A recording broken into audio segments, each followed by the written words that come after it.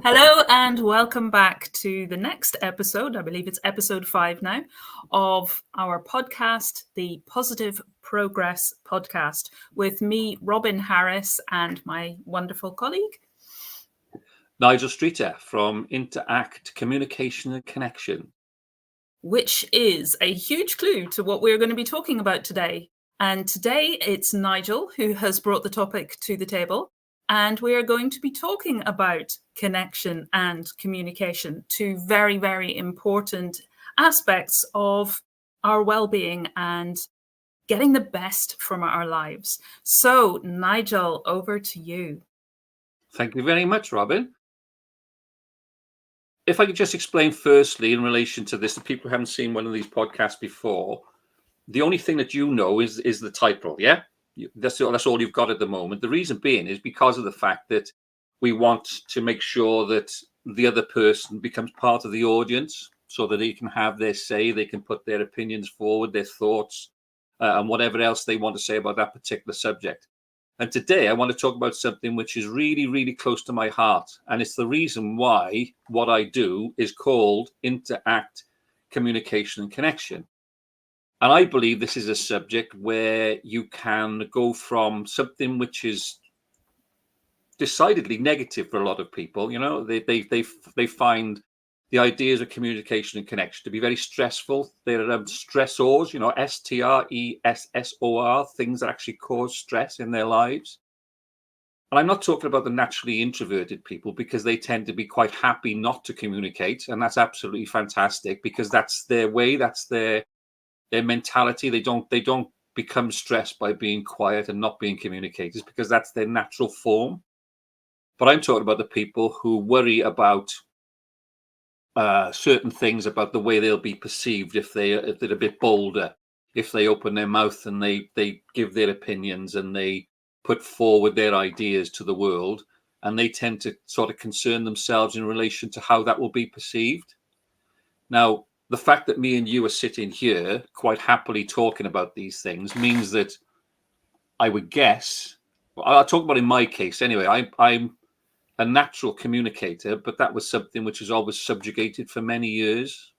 And it's only in the last maybe 5 or 10 years that I've realized the things that I'm going to talk about today and how they can have such a marvelous effect on your well-being and your life, the way you think about things.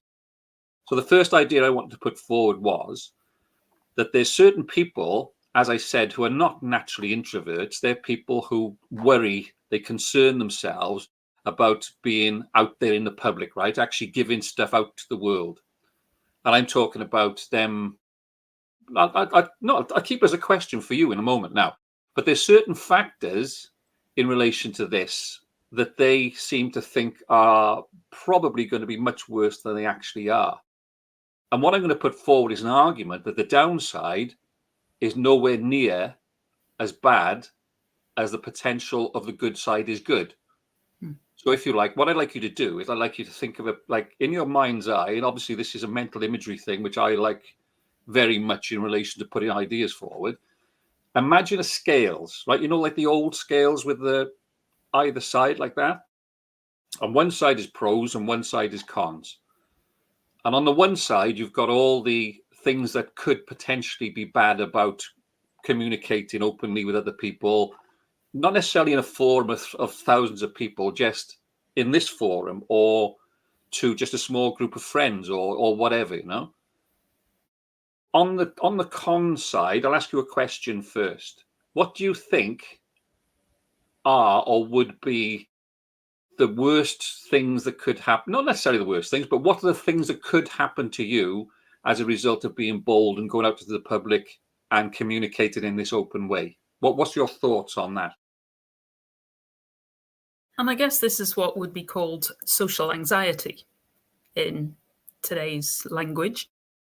And I, like yourself, I was very much in that situation years ago, and I've gone on a journey to change that and to be much happier talking and speaking in public, which I never thought I'd be able to do. Like when I was at school, that would have been my nightmare.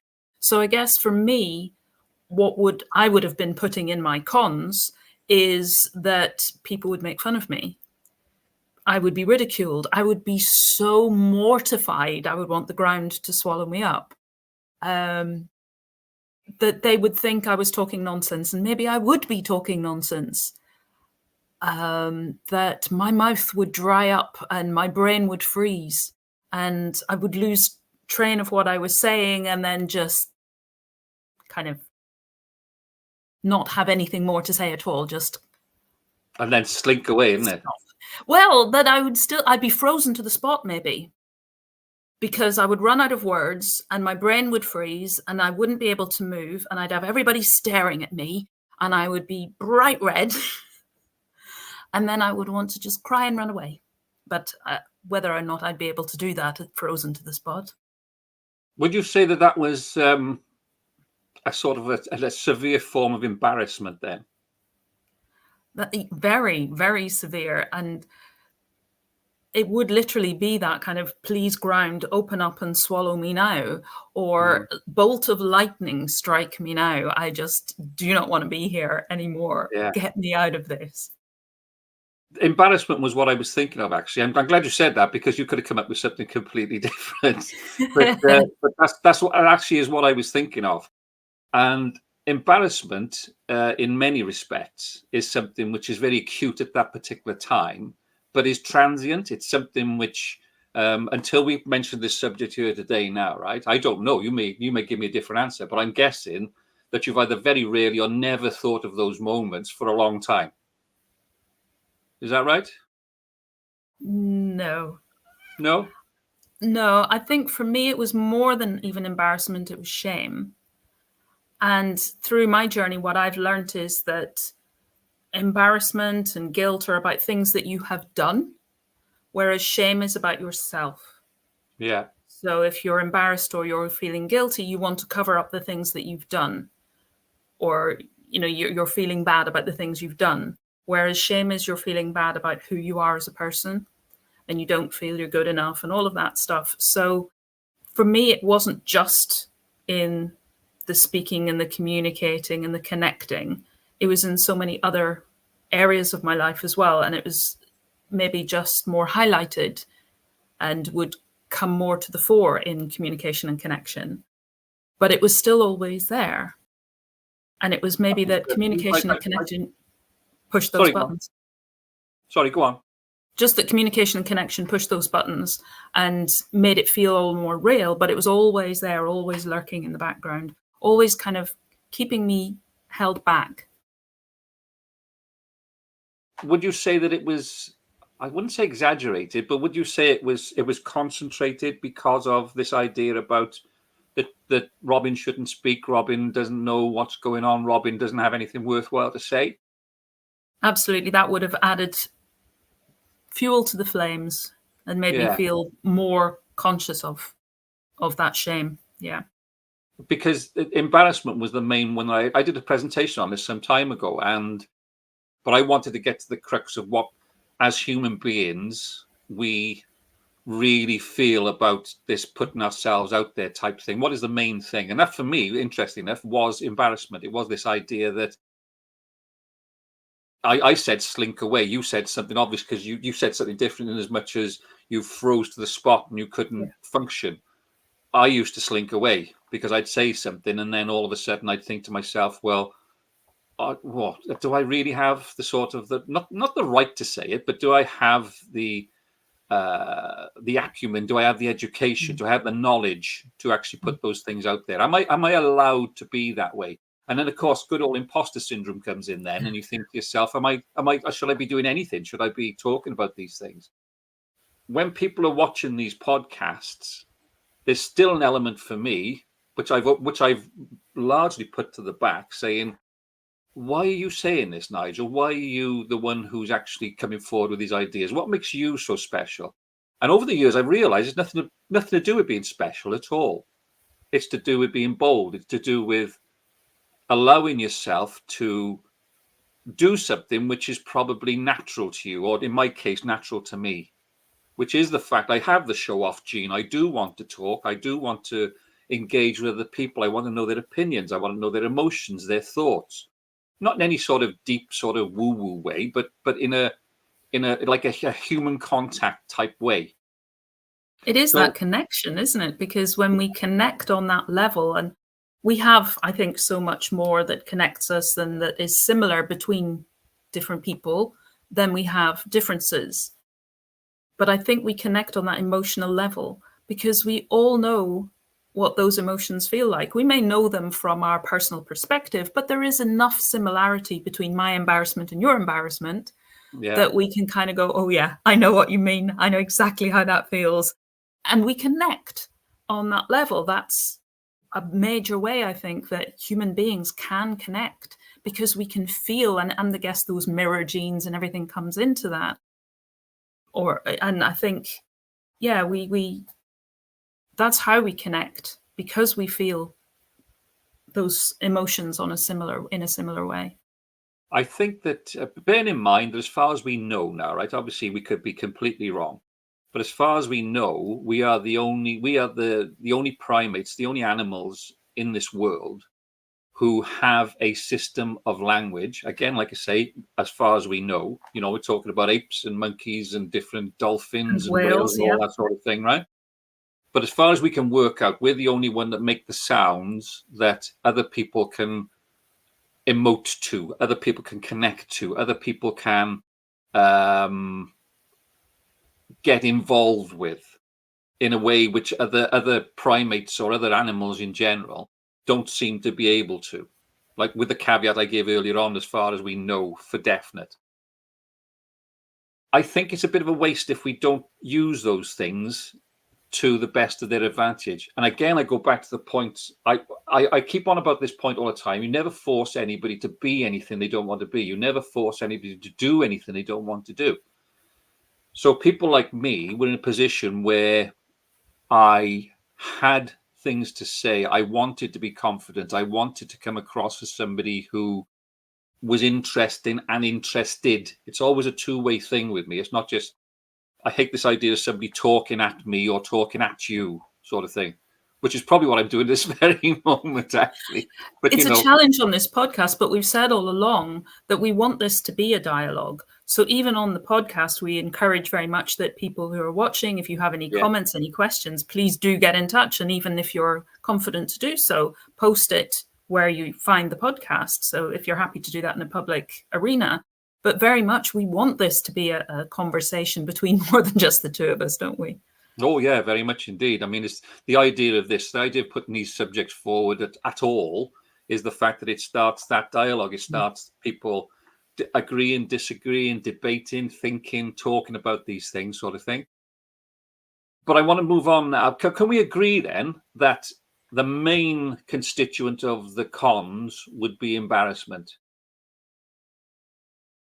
It's that public vulnerability, isn't it? Yeah. Even if the public is only one person. Yeah, like as I said earlier on, it's not an audience of 2,000. It could be an audience of one. I mean, just putting yourself out there, sort of like sticking your head above the parapet, I think is the expression, sort of thing. In that case, embarrassment, I would put forward, or at least for me, is something which is transient. It is something sounds slightly different for you, but I mean, for me, that's the way I see it, as being something. I always remember Boris Becker, right? He lost a Wimbledon final after he won his first two, I think it was. And they interviewed him at the end and they said, Boris, you must be devastated. He said, I lost a tennis match. Nobody died.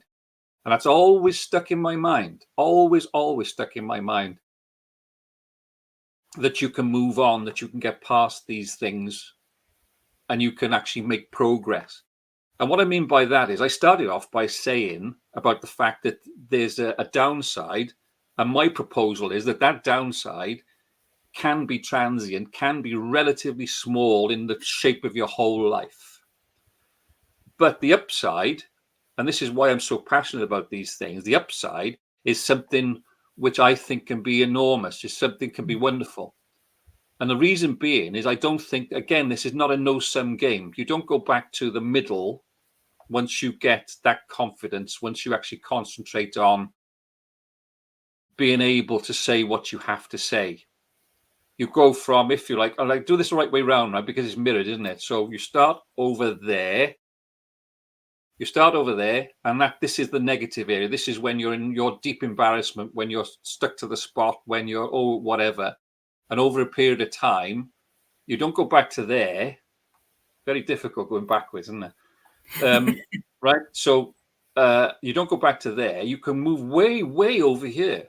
So something which was an impediment, which was an embarrassment, which was a problem, can become something marvelous.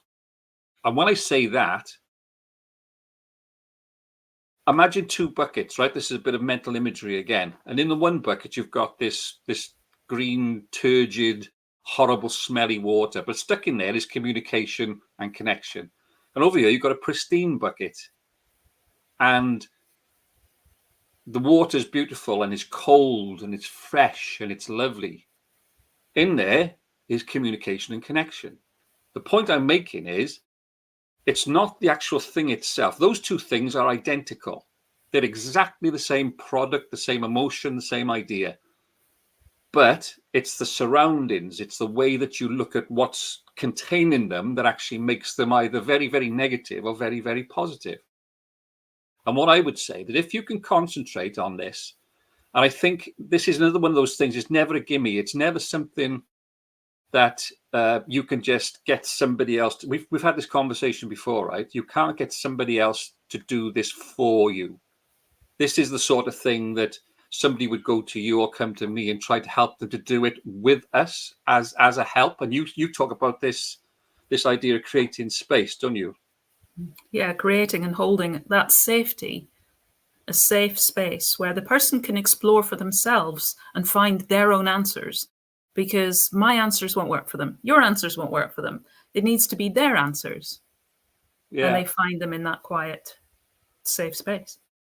But if they've got either with holding somebody's hand or without holding somebody's hand, they actually make the effort. They make the mental resolve to say, right, I'm gonna see this scales that Nigel was talking about. And I've seen the cons, I've seen the stuff here, which is the negative. And to be honest with you, it's unhelpful. On occasions it's hurtful, but it's not life-threatening. Let me now look at the pros on this side now, which means that I can now correspond with people in a way which I never could before. I can now have their ideas. I can feel their emotions. I can just feel their company, a physical connection, not a literally holding hands, but a physical connection between yourself and another human being. And I can now feel whole. I can now put myself out there and I can let other people in towards me so that we actually have that connection and that fulfillment. And the only way that you can actually do that, and this is where the mechanical part of it comes in, to be honest, in my opinion, is the fact is that you have to actually get your mindset right in relation to actually doing it. It's not a difficult thing to do because you just listen to something like this maybe, or you sit down or you read something. And then from there, you say, right, this is my resolve now. This is what I'm going to do. And every time maybe somebody looks at me and goes, oh, God, oh, I'm going to feel that natural emotion as a human being that I'm going to think, I feel a little bit awkward now. I feel a little bit sort of let down or deflated or whatever. But that's only a temporary thing. And sooner or later, I'm going to forget that. I need to push on now. And I need to be thinking to myself what the advantages are, what the bonuses are on this particular side, on the pros side of the scales. And the reason this came about was because I read something online from an American poet called Kurt Vonnegut. Have you ever heard of Kurt Vonnegut? He was one of the Beat generation poets from the 50s and 60s, like Jack Kerouac and people like that. And this is my version of the story and the reason I wanted to talk about this today. He told the story about, he said to his wife, he said, I want to go to the mail office, because he's American, see? I want to go to the mail office. I want to buy a stamp, because he wanted to put the stamp on to send a message to his friend. And we'll bring this up to date now. I mean, they didn't have emails then, but they would have had faxes or they would have had telegrams or something like that, But let's say, just for convenience, we say emails. So his wife says, well, why don't you send your friend an email? He said, it's cheaper, it's easier, and it's quicker. He said, no, I want to go to the mail office and I want to buy a stamp. She said, well, while you're there, why don't you buy 30 stamps? Then you won't have to go back there. And he says, no, I want to go buy a stamp. And he said, well, I go out into the sunshine, presumably it was a nice day. I can hear the birds singing. I can smell the grass. I can look at all the beautiful little babies in their prams. I can pass the time of day with whoever I wish to do so. I can hear their thoughts, their opinions, their feelings, and their emotions. And then I buy a stamp. And I thought, wow. So the reason he wants to do it is because he wants that human contact, that connection with other human beings, rather than being stuck in the house. And we've got an issue these days. And again, I'll ask your opinion on this, about people being disconnected by technology. And I think it's either is already or is going to be a big problem, especially for the younger generation, excuse me, who have been brought up to think that this is the norm. This is how you communicate with other people, in short text language, and just sort of, are you going out and all that sort of thing. And that's not even taking the mickey out of them, because I feel quite sorry for them, really, because of the fact they don't get to practice this idea of connection. They don't get to practice this idea of conversation, and I think that's quite a problem these days, and is potentially going to get worse. And again, the same solution is to convince those people that they can get a huge amount of enjoyment, they get a huge amount of fulfillment from connecting with other people on a one-to-one basis. I think COVID and the lockdown have a lot to answer for, because the message at that time was stay at home. Otherwise, you're risking your life and the life of others, including the life of your loved ones. You could catch COVID and bring it back to your elderly relative, your very young relative, your sick relative. And even when we came out and about again, it was keep distant. And I think that has caused a lasting effect on many people. And even just on a subconscious level, no matter how much we are back out and about, I'm still hearing people say that they're nervous of going out and about. They're nervous of congregating in closed spaces. And I know of people who have now decided they won't leave their houses.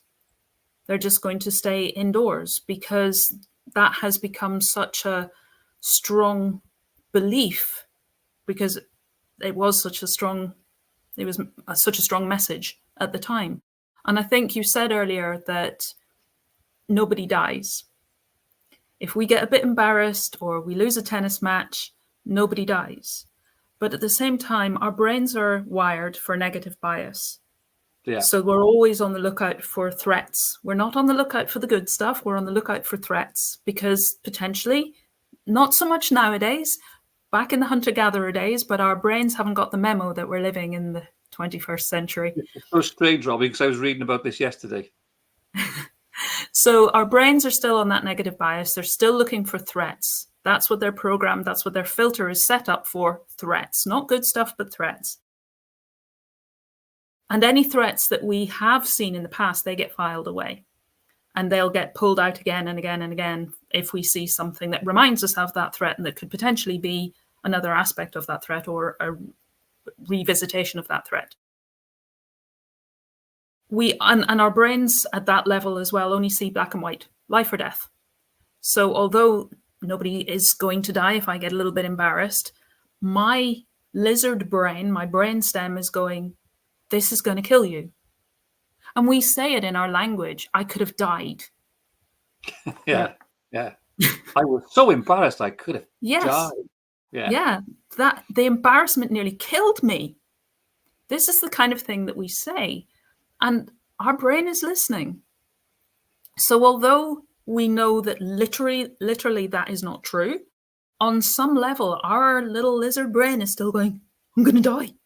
If I get that embarrassed, I'm going to die. And going back to what I was saying about shame, shame, according to Dr. Gabor Mate, is a disconnection from ourselves. And it can happen at a very small age. And when it happens at that small age, we don't remember it on a logical, able to articulate it kind of a way. We remember it as an emotion. And when we feel that emotion again, we feel that embarrassment, we feel that shame, I'm going to die. Because our brain is just trying to keep us safe. But being aware of that means that we can actually decide not to listen to that mind chatter and take a different choice. So like you're saying, right, that's my mindset. That's my mind holding that belief, which is old and outdated and no longer serving me. How can I reframe that? How can I shift my mindset? How can I start feeding it the good stuff that actually I can be a bit vulnerable here? And then a bit more and a bit more and a bit more as I start to learn that, hey, nobody did die. I didn't die. I'm not going to die. If I feel all of those panic sensations rushing around in my body, it's emotion, it's hormones, it's adrenaline, it's cortisol. But I can take action to support myself through that. I can learn tips and techniques, breathing or grounding or whatever works for you.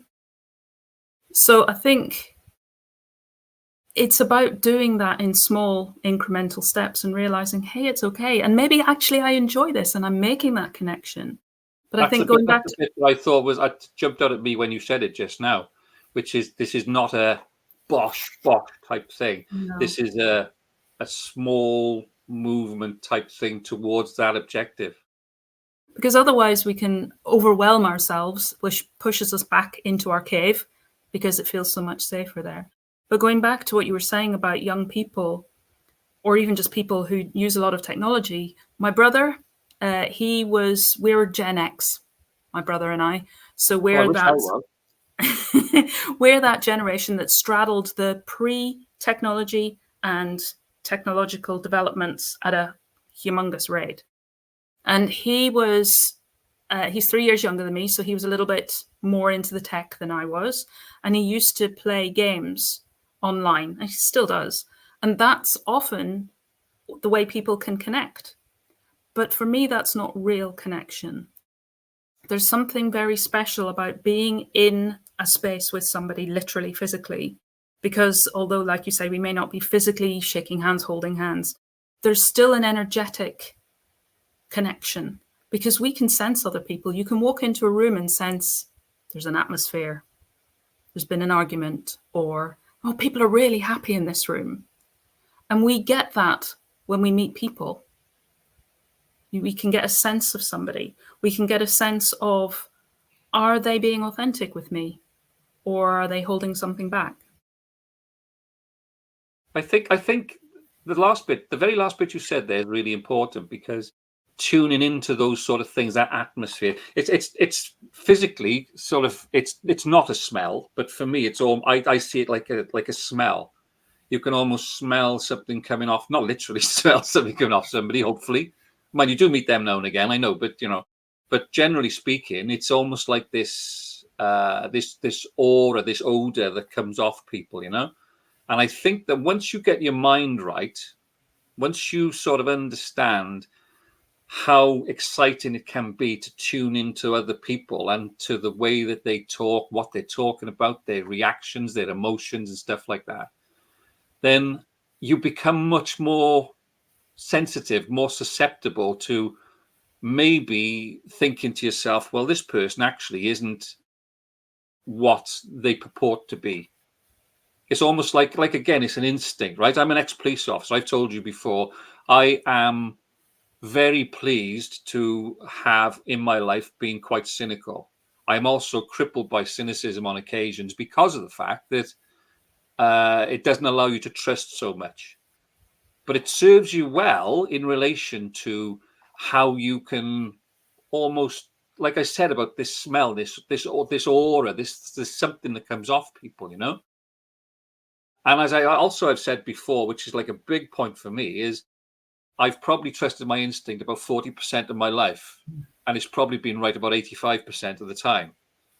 So now I very much go with that instinct in relation to communicating with people, in relation to the way I behave towards animals. Like we've got the dog here, you've got your animals there, sort of thing, the way you interact with them, sort of thing. It's a very, very different level to interacting with another human being. But the actual thing itself is very similar. You know, this interaction, this sort of feeling that they get from you and you give towards them, sort of thing. And you talk, as part of what you do, you talk a lot about, when I talked about Kurt Vonnegut's story just now, he said the first thing he said was, I go out into the fresh air, I see the trees, I smell the grass. This idea of the wild, which is a lot of what you talk about, and that's where basically what you do, the name comes from, isn't it? But that's what he's talking. I'm not just talking about being connected to another human being. I'm thinking that's extremely important, but it's not the be all and end all. Absolutely. I think connecting with nature and with our own inner nature makes it easier nearly for us to connect with others, because when we connect with ourselves and with the nature around us, we know who we are and where we fit in. We know our place in the world. And from that position, it's easier for us to tune in to other people. And I think it depends on whether you're a visual, auditory, kinesthetic, olfactory, or gustatory kind of a person. So are you visual? Then you'll probably see something. You might read facial expression or body language very well. If you're auditory, you'll pick up people's tones and the nuances of how they speak to know what your connection with them is like or how you feel about them. I'm kinesthetic, so I feel it. So for me, it's kind of like my skin will prickle, the hairs will stand up on their end, or I'll just get a sense of somebody. You're obviously getting that kind of sense of smell or aura, not a literal necessarily, but you just smell something about somebody. And other people might call it more of a taste. I knew somebody who used to classify people as what instrument they were in her head. So, oh, well, you're a violin, you're a cello, you're a piano, and what tempo that music was. So she was quite an auditory person. Yeah. So we each have our own way. It's not that it's only one way and you have to smell it or you have to see it. And it might be a combination of many different factors. So each of us kind of reads other people in different ways, and each way unique to us is perfectly fine. It's great when you can learn to use that to support you as an individual in how you connect with people and how you get a sense of are we resonating, or are we talking at cross purposes, or there are lots of different ways in which we can use this. And like you're saying, that's on the pro side of the scales, because we learn so much more about ourselves, about how we connect and how we communicate and how we can communicate more effectively and how we can listen, because communication, as you said, isn't just a one-way street. How we can listen effectively and how that supports us, and we can learn from that, because listening is a great teacher. It's not necessarily an easy thing to do, to be an active listener. It's something which has become a bit of a slogan, you know, active listening. And it's like lots of things have become, I've talked about this before, again, have become banners, you know, rather than just being words, they become sort of taglines. And active listening is not easy to do, because unless you are one of those naturally introverted people that we talked about earlier on, your natural instinct is actually to say, but, you know, but that then becomes a diatribe rather than a conversation. It becomes something where we would then be doing something which was exactly what we said we didn't want to do in the first place when we put this idea together for this podcast, which is not going to be Nigel, the really clever, wonderful, intelligent man, and Robin, the wonderful, really clever, intelligent woman, telling everybody exactly what the world was about, because we don't know. We know what our world's about, and we know probably quite a lot in relation to this area of work because of the fact that it's where we live, sort of professionally and maybe also personally. But it's not a matter of sort of lecturing people, because that's not the sort of connection and conversation that I'm talking about. Because I give an example, right? You go to networking meetings. You've been to lots of networking meetings, yeah? I have. And there's a huge difference between, and this is a real person now. This big fella comes into when I was in the out in Hensel, was it the Vale Hotel? I was out there at a meeting. He walks in with his suit on. He says, "Hi, I'm whatever, blah blah blah. There's my card, so and so. So I do this. Thank you very much. Okay, bye. Hi, I'm so and so." And he went around the whole room doing that. Well, that's not connection, because first of all, he hasn't taken the time to physically or mentally connect with somebody else. And secondly, because that was him doing his sales pitch. That wasn't him listening or even pretending to listen to what I do and what I'm interested in, and give me the chance to ask him some questions about himself, sort of thing. But then on the other hand, occasionally you go to these things and all of a sudden you think, wow, there's a real connection between me and this person here. And it may be they're talking about completely different things. You're never going to work together. You're never going to have any personal relationship, and you're probably never going to see each other again.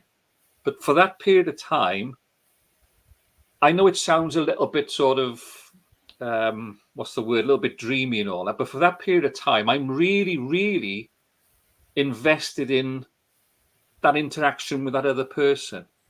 And that's what I'm really talking about here, is the excitement that you can get, the positivity you can get from that connection.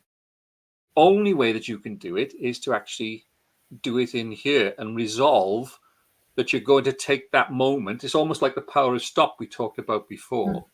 And when you start that conversation, you don't just go, blah, blah, blah, blah, blah, blah, blah, blah, blah, blah, blah, blah, blah, blah, blah, conversation's ended, finished.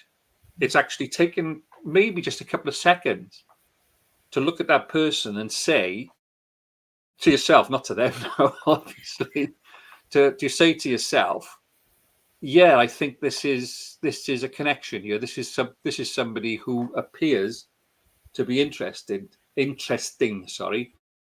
and that will be confirmed or denied by the conversation we're just going to have. And when that comes together, that gives you that feeling of fulfillment. That gives you that really sort of nice feeling of having achieved that connection with that other person. So realistically, this is why I want to talk about the whole thing, because the downside in most cases is not that dreadful. And the potential upside in relation to this human interaction is potentially a really, really good thing.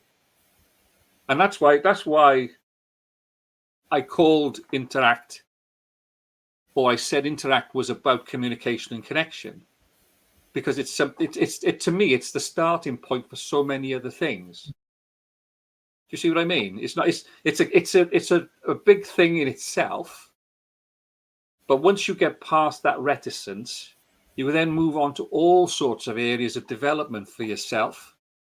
And don't forget that these podcasts, the general title is about well-being and being the best that you can be. And I think that you've then taken a big step down the road towards being the best that you can be. Does that make sense? Absolutely. And I think it's like a foundation, isn't it? And a foundation has to go quite deep. And I think that's maybe where the technological connection doesn't always give us what we need, particularly if it's more text-based and it's short, like Messenger, Facebook, those sorts of things. Because I've made what felt like very deep connections, those sorts of connections you were saying, you might not see the person again, but it felt deep at the time. I felt heard, I felt connected, I felt we resonated, and it was done online, but it was done over video. It's still not my preference. I would still rather be in the room with somebody. Maybe that's my kinesthetic nature, and I just prefer that because I do get that sense of the person much more when I'm there literally in the same space. But I think it's that kind of connection that sets that foundation, and it goes quite deep, like the roots of a tree. The roots of a tree are the same below the ground as they are above, at least. That depth, that width, that breadth. And that, like you're saying, then allows for all these other things because we have that good, strong, stable foundation, hopefully. And then as well, if something goes a little bit awry, we're prepared to stop and listen and give it the time to sort it out, clarify it, tidy up any misunderstandings, which isn't always happening on things like Facebook. No. Because when we're invisible, although you may know the person's name and you might see their little photograph or whatever they're using as their avatar. You don't know that person. So you can say all sorts of things that we wouldn't say to somebody's face. Things you would never say to somebody if you were looking at them. And I went to a workshop years ago, and one of the exercises that we had to do that was really challenging, surprisingly challenging, was to sit opposite your partner, and we were paired up, sit opposite your partner and just look them in the eyes. Yeah, very Don't much say so. a Yeah. thing.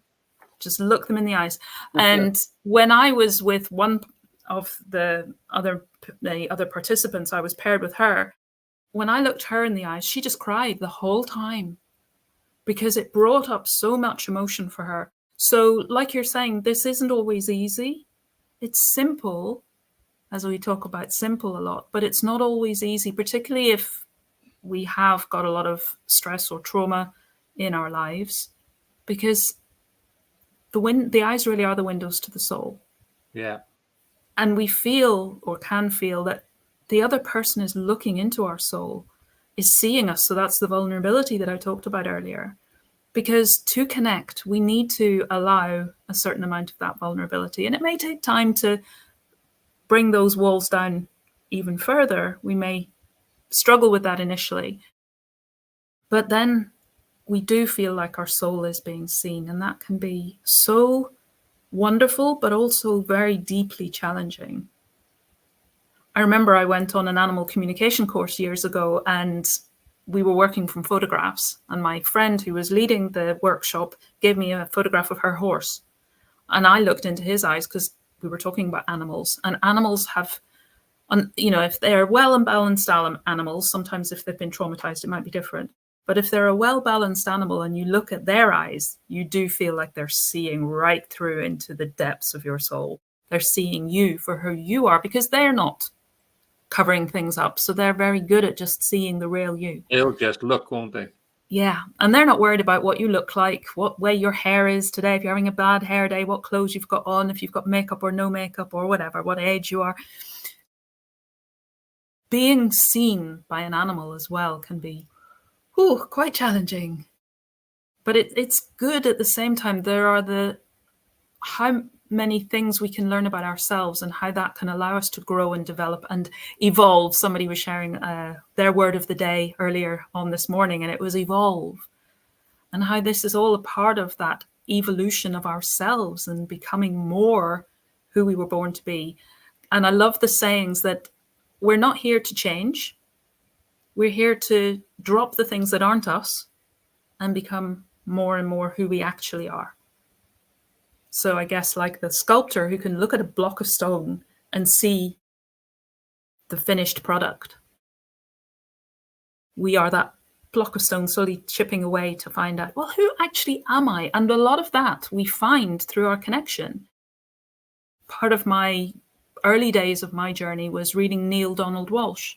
And he used to talk about connections are really deeply challenging. They're hard to navigate and hard to find that common language and understanding, that active listening, I guess, that we were talking about. But it's through that we learn more about ourselves. Who am I? How am I reacting? How am I responding? Who am I in this situation? Who do I want to be in this situation? Am I being who I want to be, or have I still got some evolution to go through?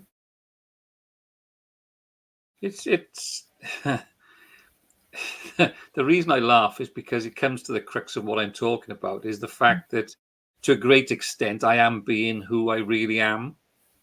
Now, whether that who I am is a nice bloke, a nasty bloke, annoying, wonderful company, whatever, that's all the end product, right? And that's other people's perception in relation to me, as well as occasionally my own perception about myself. But I'm concentrating more on how too many H's, how other people see me in this world, right? And whether they think that what I've got to say is of some use, of some interest, some sort of stimulation, something like that, And I'm really interested in what you just said about like this idea of peeling away all the extraneous stuff, all the bits and pieces around the edges, because I'm of a certain age now where I care an awful lot less, and this is a great advantage now, right? Than I used to, because I don't feel I have to fit in with anything now. I don't feel I have to fit in with anybody. I want to, and I choose to, but I don't have to. And I really, I still balk at somebody saying to, if somebody's saying to me, or if they did say to me, say, well, that's a load of rubbish what you just said. But these days I go, all right, okay, tell me why it's a load of rubbish. Whereas previously, and I've never ever been a sort of like a violent reactor to what people have said about me or to me, but I mean a little bit sniffy, a little bit sort of, oh yeah, you think that's rubbish? Why is that rubbish then? And I realised that isn't very productive, but it's also natural when you're younger. And I know I'm putting people in pigeonholes now, but I mean as a general term, because when you're younger, I don't think you like to be challenged so much. And I think that you want to be seen to fit in. You want to be seen to be part of the prevailing, the majority. And I think as you get older, you realize that it's not, going back to the very beginning of the conversation, it's not the be all and end all. And this is why my proposal for this particular podcast is simply this, which is the fact that the downside is temporarily painful, can be in certain cases lasting longer than that, but only in the background sort of thing. So relatively manageable. And I'm going to sneeze. Excuse me. Whoa. There you are. Shows we haven't edited that bit out, doesn't it? And also on the positive side, it can be a wonderful thing. It can be a big thing, which opens up your, too big to say opens up your life as a whole, but opens up your perspective, opens up your feeling towards the things around you, the people around you, the land and the skies and the birds and all that sort of thing. And when I went through my period of depressive illness, you've heard this before actually, afterwards, when I came out the other end of that, my perception was completely changed. And whereas previously I'd let lots of things go, I hadn't taken any notice of the birds singing. I hadn't taken any notice of the smell and the color of the grass and the trees and the sky and all that sort of thing. And I'm seeing little things like I'm thinking I'm really quite strange, but this was after the strange period. This was the post-strange period. And I'm seeing little daisies and things. I'm going, oh, what a wonderful, lovely little thing, and all that sort of thing. And that was the silver lining for that cloud, which was the fact that my connection, and I'm not talking about with people now, I'm talking with the world around me as a whole, was so much more acute. But I think that's probably where this fascination with connection and communication came from. I think it stemmed from then onwards. It was like a different part of my life whereby I felt as though communication and connection not only were very important, but they were quite exciting. They were quite stimulating. They were quite sort of, I was just like occasionally quite, for a short period of time, I was quite occasionally quite euphoric about these things. And I'm going around going, oh, look at this and oh, look at that. And, the other people who knew me must have thought, well, he's still not well, is he? But, Yeah. but I was very well. So can I ask you then, you had that turnaround and you were connecting in with the things around you, the daisies and the sky and the trees and nature. Yeah. How was your connection with yourself prior to that and then afterwards?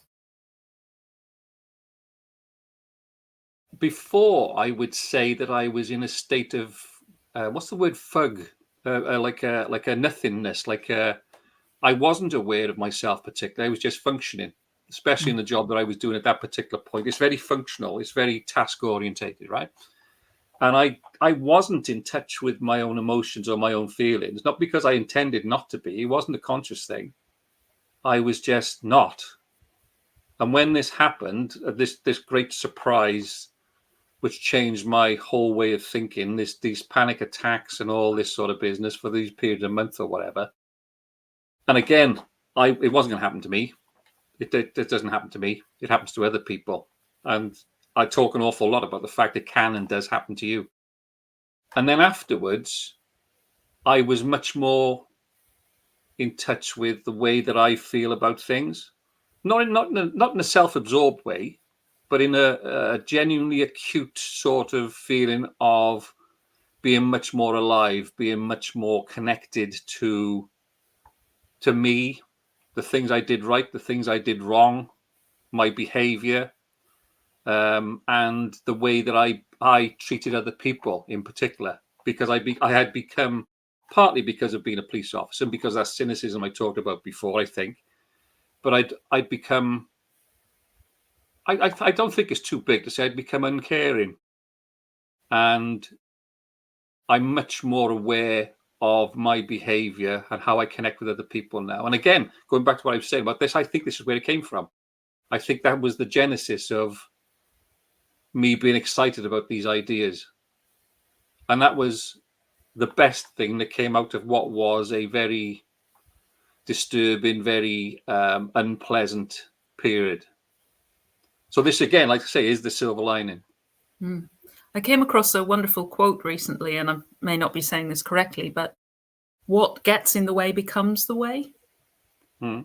And when we come face to face with deep challenges like that, then we either crash or we navigate a way through, but we navigate a way through by the challenge itself. If we're going to come out the other side and as you've done, suddenly, wow, I can see things. I've been in a fug. I've been in one of the most uncomfortable places. And now I'm coming out the other side and I'm really appreciating the flowers and the fresh air and the trees and the birds. And I love that, because so often we can just see the problem and we can't see a way around it. But to know that the problem, the challenge, the issue can actually become the way, the thing that heals us. It's I guess, about our mindset and our approach and our perspective and how we connect and communicate with that thing in itself, because we can dialogue with the challenge as we seek to navigate our way and find our way through. And I was listening to a great podcast from BBC Radio with Kirsty Young. She's been interviewing a whole series of people. The program's called Young Again. And she interviewed Miranda Hart, the comedian. And Miranda went through a bit of a breakdown. Yeah, she and did. She Yeah. got overwhelmed, and she kind of did the disassociation thing. And she was saying on the podcast about how now she can feel all her emotions, the good, the ones that we want to feel and the ones that are decidedly uncomfortable. But she's so glad that she can now experience all of them, because she had been, I guess, in that fog where she couldn't. Just kind of numbed because it was all too much. And we can't pick and choose. We can't choose only to feel joy, because if we feel joy, we have to feel the other stuff, the doubt, the embarrassment, the shame, the difficulty, the anger, all of those other emotions. We can't only dial down the ones we don't want. It's you talk about this dissociation thing, and people who've never been through this sort of thing, I think we've spoken about it before briefly, and maybe we'll actually lay a session on it and what it feels like at some time in the future. But the bottom line being is that you don't feel as though you are you. You feel as though they're like 1 second behind yourself, watching yourself function. And I think when it comes back together, when you become well again, your version of normal, and we've talked about that before as well. When that comes back together, I think that it's almost like you've been a tiny bit like that for years, possibly. And then when it comes back together, it's almost like it's mended. It's almost like that becomes much more acute, and you are like that rather than being sort of like that. And I think that's where this realization comes from. That's where this fascination comes from, with this new feeling of being connected. And again, like I say, not just to people, to the world, to the surroundings, smells, sights, emotions, and stuff like that, Yeah, everything is heightened, isn't it? The colors are brighter. The sounds are sweeter. The taste and it's almost like you have to go through that to finally do that, the lock, that thing at the end sort of thing. Do you see what I mean? Yeah, I think again it might have been Neil Donald Walsh. He talks about remembering as in remembering, which is what Yeah, I'm kind of thinking of when you bring your fingers back, interlace them again, whereas they were only, if even touching by fingertip. It's that remembering, bringing back into the hold of who you are. And I was thinking about it the other night as well. And I don't know if you saw the Golden Compass series that they had on BBC or have read the books or anything. I haven't read the books, but they have the person and their demon. Their demon kind of being like what we would call the spirit or the soul. And they yeah. can talk because the demon is represented by an animal that can speak. But then there is the baddie, and she seeks to get the children and take their demons away. And then they're just left soulless, like automatons, which is that kind of dissociation feeling where nothing is real. You're in that fog. Your whole life is just plodding along and it doesn't feel real because you're not connected and you're not seeing the colors and experiencing all the highs and the lows. So I think, again, it's that remembering, bringing back into. It's a nice idea. It's like an intriguing thing because that you've just put another sort of way of looking at it forward, and there's several ways of looking at this, and every one of those is valid. Every one of those is somebody's personal experience. Every one of those is not to be sort of sneered at. And you say, well, yeah, if that's the experience for you, then that's got to be a good thing. That's got to be a real thing, you know. But anyway, I mean, what I really want to do to sort of wrap this up in relation to the subject is to say, from my own personal point of view, I would like to be able to see or to help people to understand how they can get their mind right in relation to just tuning in rather than tuning out. And they don't have to go through a traumatic depressive period. That doesn't have to happen. That may have been what happened to me, but that doesn't necessarily have to be the catalyst. And if they can just do what I was saying before, take that moment to stop and listen to themselves and to other people. And then when they interact with other people,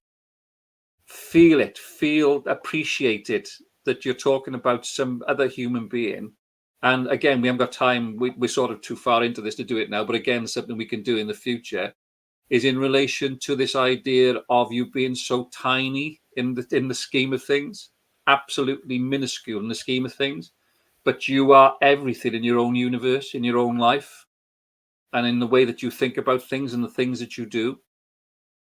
And I just wanted to say to people who maybe, if they're not these introverts, they're people who feel that they want to and say something, they want to put it out there, just to try and think for a moment in relation to how you can take those little steps that you were talking about, those sort of gradual sort of getting towards this objective, and how you can just do a little bit now in relation to the way that you talk with people and talk to people, and then do a little bit more, a little bit more, and take on another a little challenge maybe, so that they actually become fulfilled.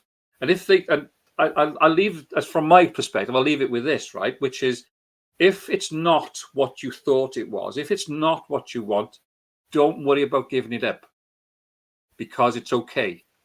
It's absolutely okay to have tried this and find that it's not the way that you are.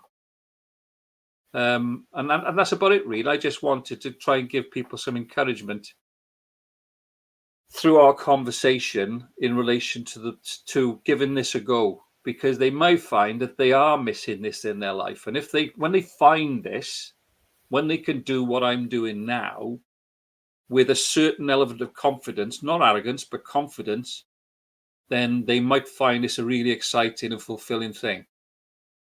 Yeah? Absolutely. Yeah. I'll ask you one question before we finish. Do you think that you are somebody who is making the effort to communicate and connect? because it's something that you need to do, or is it something that you naturally lean towards? Do you think that you are that extrovert inside? Bear in mind all you said about your history and what happened when you were young, and sort of like your mental health history and all that sort of thing. Which one of those are you almost forcing yourself to do this because it's a good thing? No, force is the wrong word. Are you encouraging yourself to do this because it's a good thing, or do you naturally want to do it? I think I'm one of those people who's kind of on the borderline. So I'm an extroverted introvert or an introverted extrovert, whichever way around it goes. The introvert in me loves having time to myself, needs that to recharge my batteries. I find being around people can tire me, but it also energizes me. Yeah. I love being with people. I love connecting with people. I love having fun. This is a big thing for me, as anybody who's been watching this podcast will know. I love to make things fun and make it play. So for this as well, I would be saying, if you're challenging yourself, you're feeling the need to challenge yourself to connect and communicate, to keep it fun, to play with it. And like you were saying, Nigel, it's very much, if I try something and it didn't work how I thought it would, as I say quite often, just yell, plot twist, and turn around and go in another direction. We always have the freedom to choose another direction, another path, another experiment. We're never tied in. No matter how much we may feel we are, we're actually not. We always have that power of choice. And the best way is always your way. So choosing when we can connect in and choose from who we really are, it's going to serve us so much better. And okay, we don't want to hurt anybody around us, but we can't know what's right for them. We can only know what's right for us. And we can do that sensitively. Yeah, absolutely, yeah. Sensitive to those around us. But also, if we don't choose our best way, we're selling ourselves and everybody around us short. But yeah, I love doing this stuff. I love speaking in public. I love meeting with people, networking. As you said, I do a fair bit of networking because I love that. I just love meeting with people and seeing the variety of people and all the different viewpoints and perspectives and ways of engaging with the world and looking at the world. Because every single person has something that will teach me something. Yeah. Or something that will broaden my perspective or shift my perspective or help me to see things in a different way, which I love. I love connecting and communicating, but I also love having time to myself. Does that answer your question? I'm kind of both worlds. No, it does. It does, because like it's a spectrum. It's not. There's people who are so extrovert that they're a real pain in the. But there are also people who are so introvert that they're quite happy being that way. I'm talking about the people, if you like, in towards the middle. I suppose I'm slightly more extrovert than you, but I'm sort of towards the center. I get exactly that. I understand that, absolutely. But it's nice to be able to be a bit of both. You know, I mean, people don't really think too much about I am this, I am, you know. And what we're asking them to do is, in a very sensible way, to do exactly that, to say, what am I? What do I want from this? I'm very happy where I am. I don't need to have conversation. I don't need to have connection. I'm content. And I suppose that's the word to finish with, actually. Are you content with the way that you are? Or do you need to put some of these things in place? Do you need to have this mindset whereby you change it in a way which is more in line with the way that you want to be? But the caveat at the end, always, always, and I've said it just now, but I'll say it again because it's so important. We're never talking about people being forced to behave a certain way to fit in with this clique, these people, this group. We're talking about people being themselves. We're talking about people being the opportunity to be themselves. And that's just the way I think about it. I think also giving ourselves permission to be unapologetically who we are. Yeah. So we don't have to apologize for being an extrovert. We don't have to apologize for being an introvert. So if you need to take time out, that's absolutely fine. If you're not feeling sociable today, that's absolutely fine. If you need to be around people, and there are people who get their energy that way, So yes, absolutely, do that. And don't feel you need to apologize for either, or wherever you are in that spectrum, because if that's you, that is you. And that's fabulous. That's great. And that's whatever energy they're bringing to that connection, that communication, that interaction. And I think it's wonderful. I think it's something to celebrate. Well, I think that's a really good point to stop now. It's one of those sort of like those yeah moments, like one of those positive things right at the end, because that's the idea of this is to talk the truth, is to talk about what we think is the truth, but to sort of leave people on a high so that they can see that there's something for them to work on, something for them to concentrate on, and something to be gained by what we talk about. And on that particular note, at the end, you'll see Robin's email address. You see my email address. And if you do want to contact us in any way, please do. And Robin normally likes to talk at this particular point right at the end in relation to the sort of things that you can talk about, questions and that sort of stuff. Yes, so if there's anything that either Nigel or myself has shared and you want to comment on that, if you're happy to do so in a public arena, feel free to do so here. But if you prefer just to contact us directly, then that's fine as well. Any comments, any thoughts, any questions, any suggestions for topics that we could talk about, all very welcome. Though, as Nigel often says, please just keep it clean. Other than that, we're very happy to take anything at all. No expletives. Next time round, we may, I'm not saying this is a definite, but we may have a special guest coming on to our podcast to talk to us about Robin's due to put the next subject forward. So the idea will be that this particular special guest will join in that conversation like a three-way thing, as opposed to just the two of us. So watch this space for that one. That should be a good one. It's a very, very special guest, so I'm sure it'll be a fabulous conversation. This is somebody that you know more than me, so I'm really intrigued to hear what this person has to say. Do you notice I'm not saying if it's a him or a her? Keeping it all very secret. It's a they. Thank you very much for watching. As I said, the address is at the end if you want to contact us. It's been a pleasure to do this. Hopefully you've enjoyed it. And we'll be back next time, as I say, possibly with our special guest. Thanks for listening. Thank you. Bye.